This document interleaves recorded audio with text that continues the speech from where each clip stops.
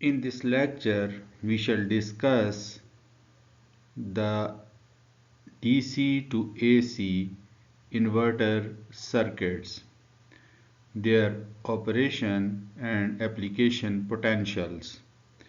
We shall also study about the classification of the inverter circuits, various modulation schemes used in the inverter circuits such as pulse width modulation, square wave modulation, and so on. A device that converts the DC power to AC power at the desired output voltage and frequency is called an inverter. Switch mode DC to AC inverters are used in adjustable speed AC motor drives, standby aircraft power supplies, uninterruptible power supplies, induction heating, HVDC transmission lines, etc. for obtaining the desired magnitude of the sinusoidal output voltage with desired frequency. For example, consider the AC motor drive as shown in the figure. The DC input voltage is obtained from AC mains with the help of diode rectifier and large input filter capacitor. The desired output voltage magnitude and the operating frequency required to adjust the speed of the drive can be obtained by using a switch mode inverter as shown in the figure.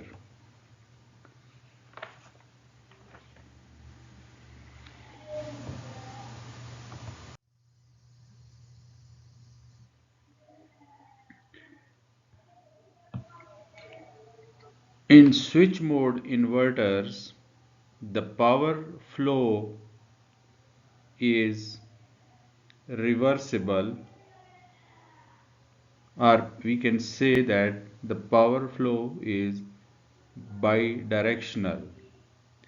In normal operation, the power flow is from this DC side to AC side, that is from source to load. However, during the regenerative braking, the power flows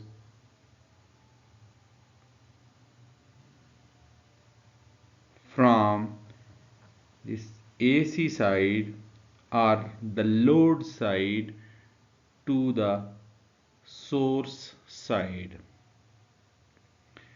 This can be accomplished by placing a fully controlled rectifier here on the AC side instead of diode bridge rectifier.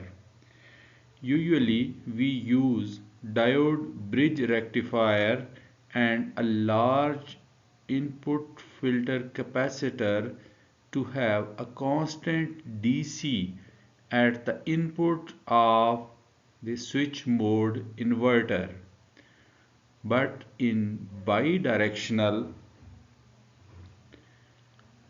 inverters, we use the silicon controlled rectifier based or the thyristor based rectifiers instead of diode bridge rectifier to ensure that the power can flow from load to source. And this controlled rectifier allows power flow from grid to motor during normal mode of operation, whereas during regenerative braking it allows the power to flow from motor to the grid as shown in the figure.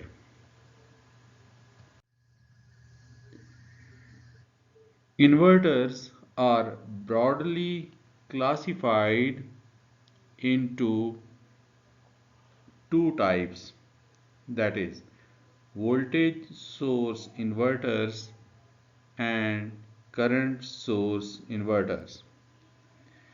In voltage source inverter, the DC source has a very small or negligible impedance. In other words, voltage source inverter has a constant or stiff DC voltage at its input terminal. Because of low internal impedance, the input voltage across the terminal remains essentially constant with the variation of the load. In voltage source inverters, this voltage remains constant irrespective of the changes in the load, while a current source inverter is supplied with a controlled current from a DC source of high impedance. This in current source inverter, the impedance of the source is very high. The current source inverters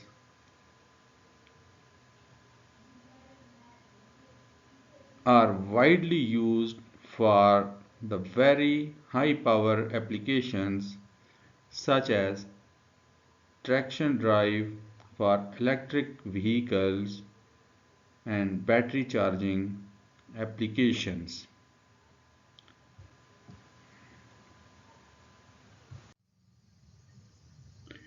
In this slide, we shall compare the voltage source inverters with the current source inverter. Voltage source inverter is fed from a DC voltage source having small or negligible impedance, while current source inverter is fed with the current from a DC voltage source of high impedance. Input voltage is maintained constant, while in current source inverter, input current is constant but adjustable. The output voltage does not depend on the load. The output voltage of the voltage source inverter remains constant with the variation of the load. The amplitude of output current is independent of the load in current source inverters. In voltage source inverter, the waveform of load current as well as its magnitude depends on the nature of the load impedance, while in current source inverter, the magnitude of output voltage and its waveform depends upon the nature of the load impedance. Voltage source inverter requires feedback diode, while the current source inverter does not require any feedback diode. In voltage source inverters, the commutation circuit is complicated, while in current source inverters, commutation circuit is simple as it contains only capacitors. Power BJTs, power MOSFETs, IGBTs and GTOs are used in voltage source inverters, while they cannot be used these devices in current source inverters.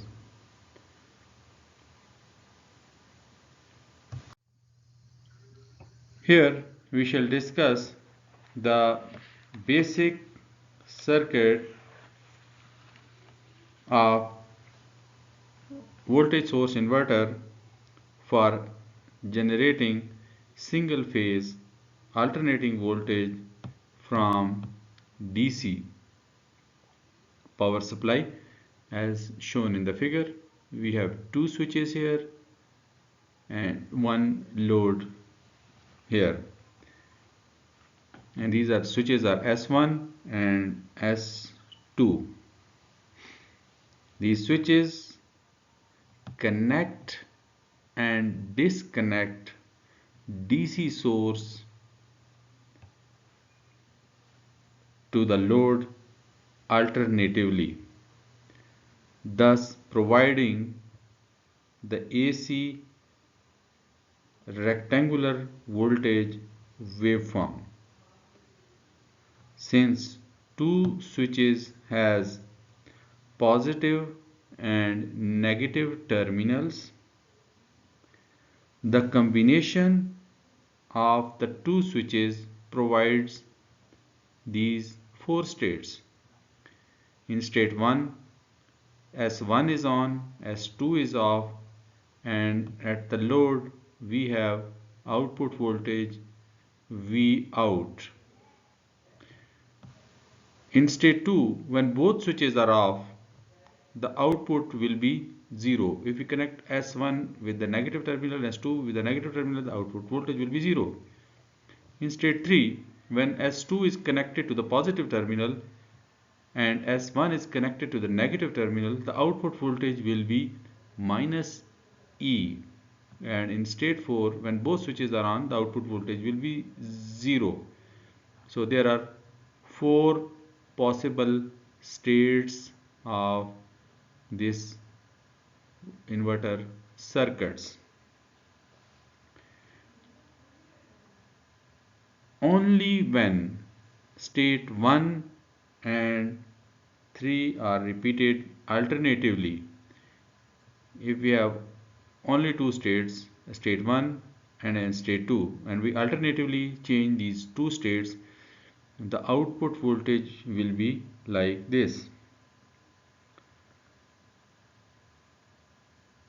So if we include these two states, state 2 and state 4, and state 2 the output voltage is 0, and in state 4 the output voltage is 0. So we will have the step wave or quasi-square waveform. This is the square waveform when we have only two states, and when we have all the four states, the output will be a quasi-square wave AC. The frequency of the alternating voltage is determined by the switch rate. If the switching period is T second, the switching frequency will be equal to 1 by T. For some applications, the output square wave AC is adequate. However, the ideal output is sinusoidal output voltage for many applications. There are various methods to make the output waveform pure sinusoidal or closer to sinusoidal. One is the use of output filter to filter the fundamental frequency component of this waveform. This square waveform, if we have the Fourier transform, fast Fourier transform of this waveform, this will contain the fundamental frequency component and the harmonics, and if we filter out the fundamental frequency component, we will get the pure sinusoidal waveform, and this we shall discuss in the coming slides. Various pulse width modulation techniques are used to modify the shape of this output voltage waveform. And the third is use of multi-level inverter circuits to achieve the output waveform closer to sinusoidal.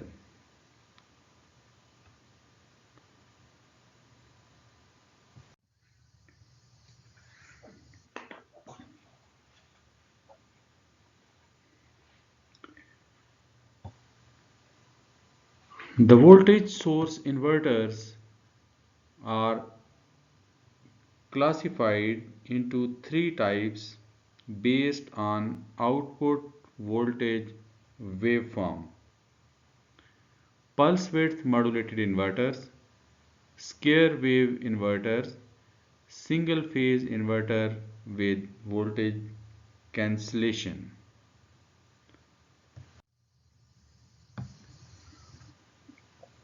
In pulse width modulated inverters, the constant input DC voltage is obtained by using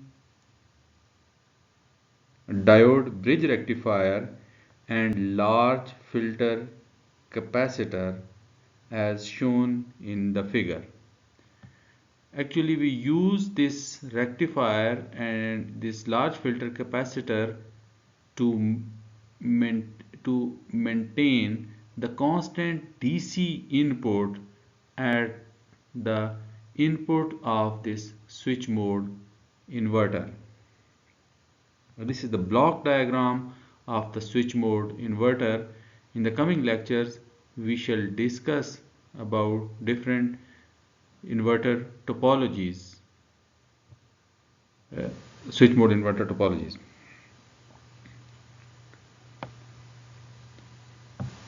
In the input of the pulse width modulated inverter is a constant DC voltage at this terminal. Pulse width modulated switch mode inverter controls the magnitude and frequency of output AC voltage. The output voltage magnitude and frequency can be varied by using either of the following modulation techniques.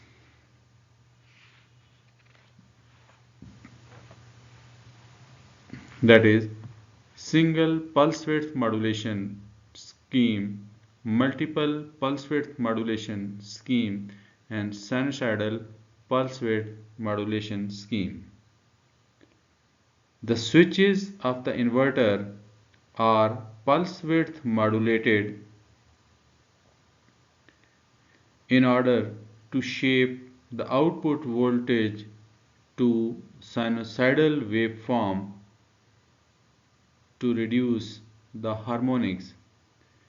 As we observed in the previous slides, that the output of an inverter is either a square wave or quasi square wave, and the square wave contains fundamental frequency components and harmonics. If we see the frequency spectrum of the square wave, there will be one fundamental frequency component and there will be some harmonics, and these harmonics degrade the power quality of the inverter. So we want to reduce these harmonics, and if we completely eliminate those harmonics, the output will become a pure sinusoidal wave.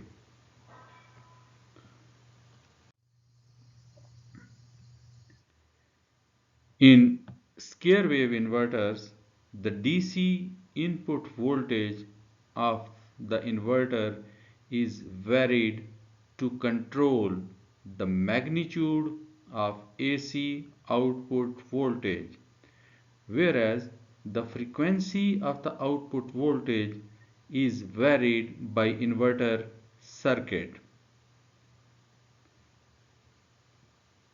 In case of square wave inverter, the output voltage is a square wave AC, unlike the output voltage of pulse width modulated inverter. A single phase inverter with voltage cancellation. In these converters, the input voltage is a constant DC voltage. The output voltage of this inverter is also a square wave, and inverter is not pulse width modulated.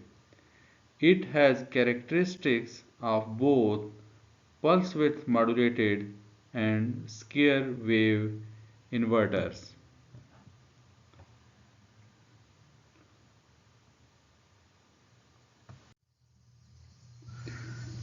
We shall briefly discuss the sine pulse width modulation technique applicable to voltage source inverters.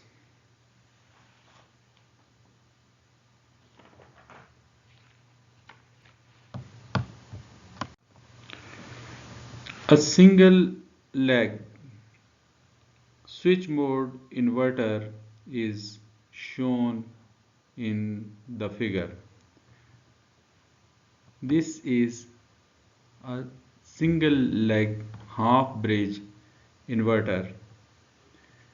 It has two capacitors and two switches, transistor TA plus high side switch and transistor TA minus low side switch, and these are the anti-parallel diodes of these switches. The input voltage is a DC voltage VD, and the magnitude and frequency of output which we have here must be controllable. In case of sinusoidal pulse width modulation, a control signal, this is the control signal, sinusoidal signal we control, having the frequency equal to the desired fundamental frequency of the output voltage of the inverter. This control signal we control is compared to a high frequency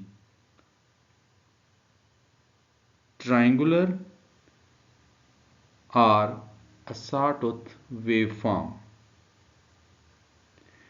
In this diagram we have the triangular waveform. It can be sawtooth waveform also, and we compare this control signal with this high frequency triangular waveform to obtain this output signal.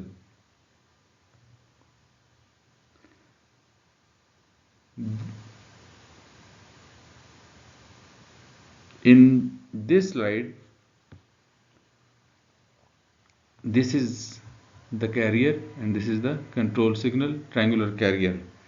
The frequency of the carrier signal establishes the switching frequency of the inverter, and this is usually kept constant. The amplitude modulation ratio is defined as the ratio of magnitude of control signal to that of the peak magnitude of triangular waveform.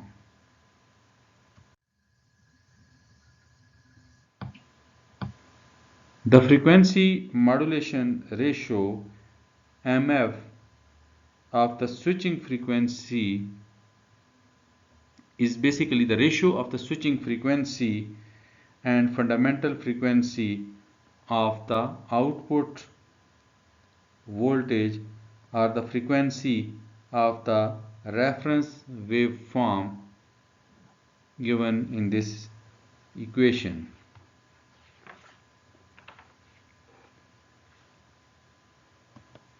If the control voltage is greater than the switching signal magnitude, that is a triangular waveform. Here we can see if in the pink color, in this interval, the V control is greater than the V triangular. So this portion. The switch TA plus conducts and output voltage is half of the input DC voltage, half VD.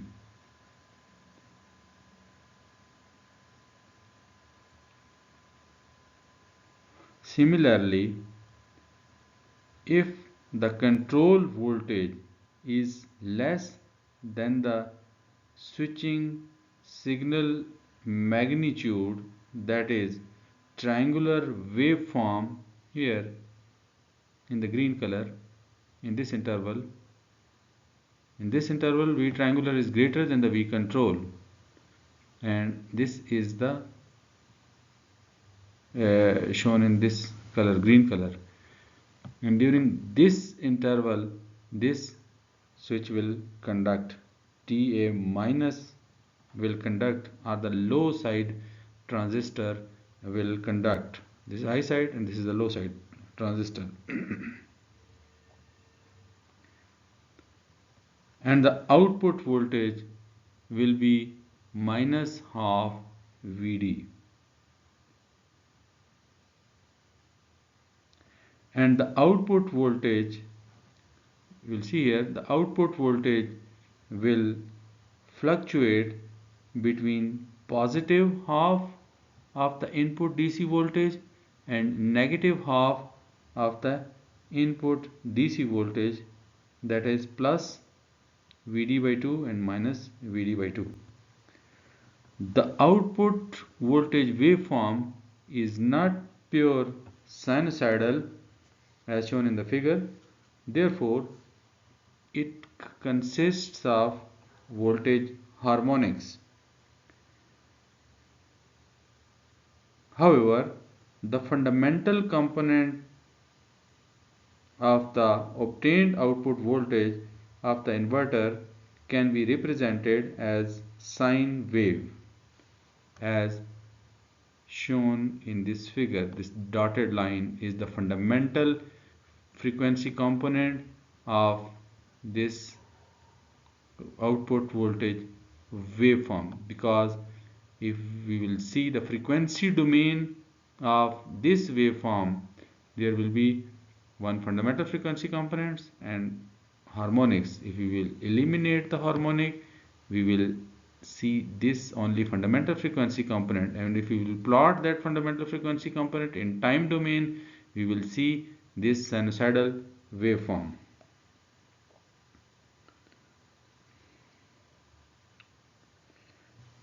The switch duty ratio can be varied by changing the amplitude of the carrier signal.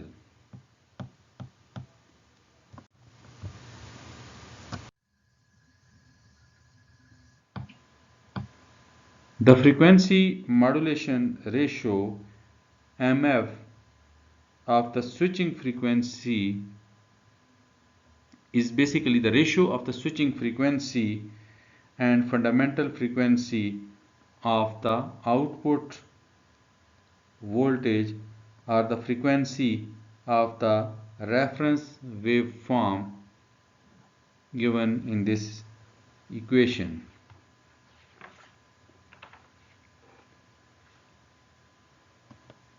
If the control voltage is greater than the switching signal magnitude, that is a triangular waveform. Here we can see, if in the pink color, in this interval, the V control is greater than the V triangular. So this portion, the switch TA plus conducts and output voltage is half of the input DC voltage, half VD.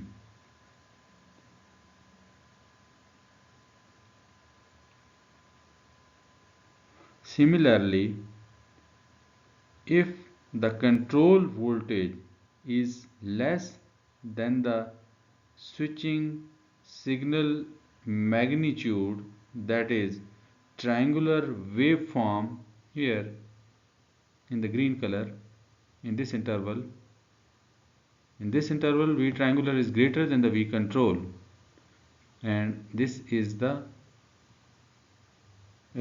shown in this color, green color. And during this interval, this switch will conduct, TA minus will conduct, or the low side transistor will conduct. This is high side and this is the low side transistor. And the output voltage will be minus half VD. And the output voltage, you will see here, the output voltage will fluctuate between positive half of the input DC voltage and negative half of the input DC voltage, that is plus VD by 2 and minus VD by 2. The output voltage waveform is not pure sinusoidal as shown in the figure. Therefore, it consists of voltage harmonics. However, the fundamental component of the obtained output voltage of the inverter can be represented as sine wave, as shown in this figure. This dotted line is the fundamental frequency component of this output voltage waveform, because if we will see the frequency domain of this waveform, there will be one fundamental frequency components and harmonics. If we will eliminate the harmonic, we will see this only fundamental frequency component, and if we will plot that fundamental frequency component in time domain, we will see this sinusoidal waveform.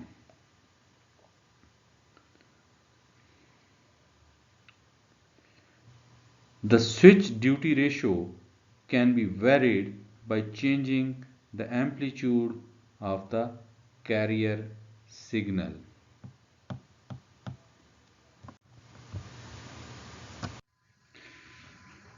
Now we shall discuss the square wave modulation used in switch mode voltage source inverters.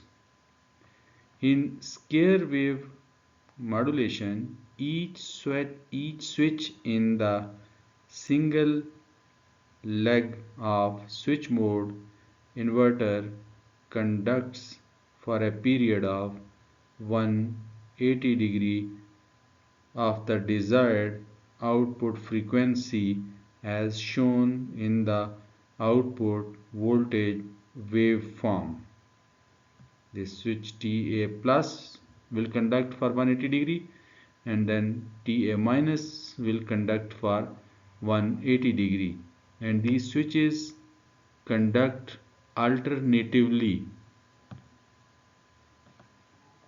The output voltage waveform of single leg switch mode inverter with square wave modulation is a square wave AC.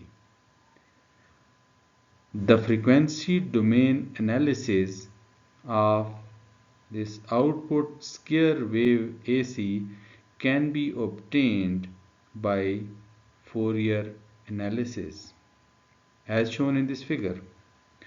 It consists of fundamental frequency component having the highest amplitude and odd order harmonics, that is harmonic 3, 5, 7, 9, 11, 13 and 15. As you can see that as the number of harmonic increases, the amplitude of the harmonics decreases, and these harmonic degrade the power quality of output waveform, and these are undesirable. If we filter out the fundamental frequency component, we will obtain the sinusoidal output voltage. And as I discussed in the earlier slides, that there are various techniques used to obtain the sinusoidal output.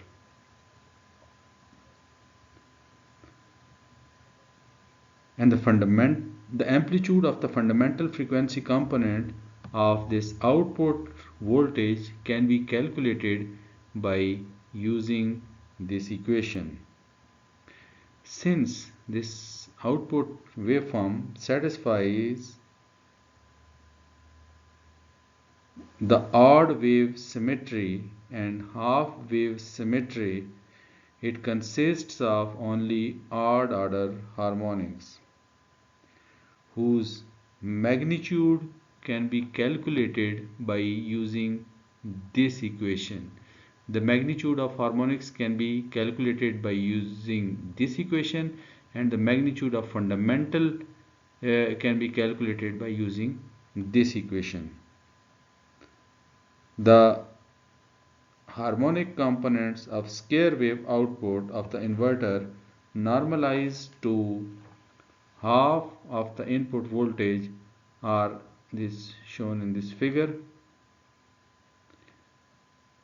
and this square wave modulation is considered as a special case of sine pulse width modulation discussed in the earlier slides.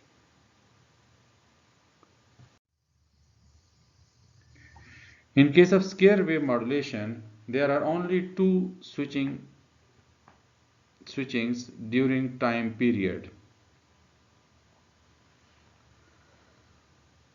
Therefore, one of the advantages of the square wave modulation is that it consists of lower switching losses compared to Sine PWM modulation, which is beneficial for high power applications. In case of square wave modulation, the output voltage magnitude is controlled by varying the input voltage magnitude, since the output voltage magnitude is uncontrollable with the inverter circuit switches. So in square wave modulation, we can only change the frequency of the output voltage by the inverter circuit. We cannot change the amplitude of the output voltage. The amplitude of the output voltage only depends on the amplitude of the input DC voltage.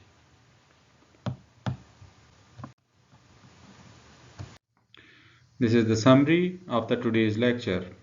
The output voltage waveform of the inverter can be square wave, quasi-square wave, or low distorted sine wave. The pulse width modulation techniques are commonly used to control the output voltage of the inverters. The non-sinusoidal output voltage of the inverter contains harmonics which degrade the power quality, and these harmonics can be reduced by using proper control schemes, converter or inverter topologies or output filters. Thank you very much.